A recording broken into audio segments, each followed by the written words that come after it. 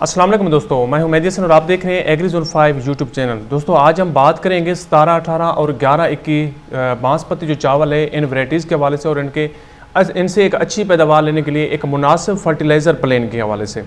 देखिए दोस्तों, अगर बात की जाए 17, 18 और 11, 21 चावल की वैरायटी के हवाले से, तो ये दोनों वैरायटीज़ लंबे कद की हामिल वैरायटीज़ हैं और पकने के लिए भी इनको लंबा दौरानिया चाहिए होता है।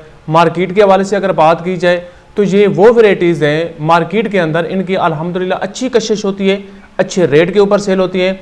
और अगर इनके ऊपर मेहनत की जाए, एक मुनासिब जो रिक्वायरमेंट होती है इस फसल के लिए, इन वैरायटीज़ के लिए, उनको पूरा किया जाए तो हम इन दोनों वैरायटीज़ से एक ज़बरदस्त और बम्पर पैदावार हासिल करने के काबिल भी बन सकते हैं। इसके ऊपर बात करते हैं। इससे पहले अगर आप मेरे इस चैनल के ऊपर न्यू आए हैं तो मैं गुजारिश करूँगा हर अपने नए आने वाले दोस्त से कि वो मेरे इस चैनल को सब्सक्राइब करें, ताकि एग्रीकल्चर के हवाले से, मौसमी अपडेट के हवाले से, जेंट्स के रेट की अपडेट के हवाले से हम एक दूसरे के साथ वक्तन फ़वक्तन जुड़े रहें। शुक्रिया।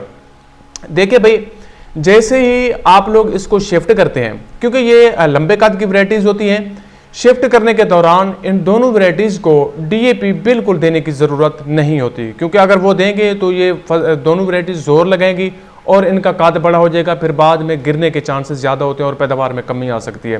तो 17, 18 और 11, 21 को जैसे आप लोग शिफ्ट करते हैं, शिफ्ट करने के 7 से 8 दिन के बाद आप लोगों ने इसमें नेट्रोफास इस्तेमाल कर देनी है। सिर्फ नेट्रोफास खाद देनी है। उसमें क्या है, फास्फोरस भी अपनी फसल को मिल जाएगी और नाइट्रोजन भी मिल जाएगी। एक अच्छी और इसकी जो बुनियाद है वो मजबूत हो जाएगी।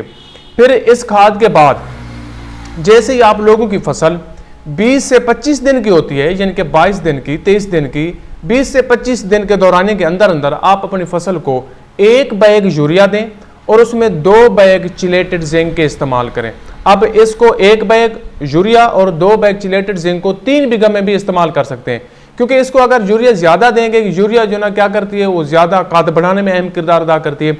तो इसको ज़्यादातर फोकस करना है कि यूरिया से दूर रखना है, जितना हो सके यूरिया की कम मिकदार देनी है। उसकी बजाय आप लोगों ने इसको जिंक देनी है, ह्यूमिक एसिड देनी है, यानी कि जो दूसरी खाद दे रहे हैं 1 बैग यूरिया और 2 बैग चिलेटेड जिंक के इस्तेमाल करके इसको 3 बीघे में आप लोग इस्तेमाल करें। फिर जैसे ही आप लोगों की फसल 40 दिन की हो जाती है तो यहाँ पे आप लोगों ने पहला काम ये करना है, पानी जो पीछे मुसलसल आप लगातार लगाते आए हैं इस फसल को, अब पानी की मिकदार को भी कम करना है। इसके अंदर सिर्फ वत्तर मौजूद होना चाहिए, क्योंकि अगर ज़्यादा पानी खड़ा रहेगा तो इसकी जड़ें नरम हो जाएंगी। लंबे कद की वजह से ये वैरायटीज़ गिर सकती हैं या मौसमियाती ख़राबी की वजह से भी ये गिर सकती हैं, क्योंकि पिछले 40 दिन में हमने पानी की मिकदार इसलिए ज़्यादा रखी ताकि इसमें जड़ी बूटियाँ ना हो गए, जड़ी बूटियाँ कंट्रोल हो सकें और फसल जो ना अच्छी झाड़ बना सके। तो जैसे ही 40 दिन की हो जाती है तो इस वक्त आप लोगों ने पानी की मिकदार को कम करना है।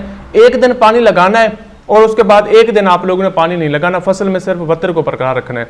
और 40 दिन के ऊपर आप लोगों ने जो तीसरी खाद देनी है उसमें सिर्फ आधी बोरी यूरिया और उसके साथ 2 बैग फिप्रोनिल के, यानी कि 1 बीघे में 1 बैग फिप्रोनिल इस्तेमाल करना है और साथ में सल्फर को भी लाजमी इस्तेमाल करना है।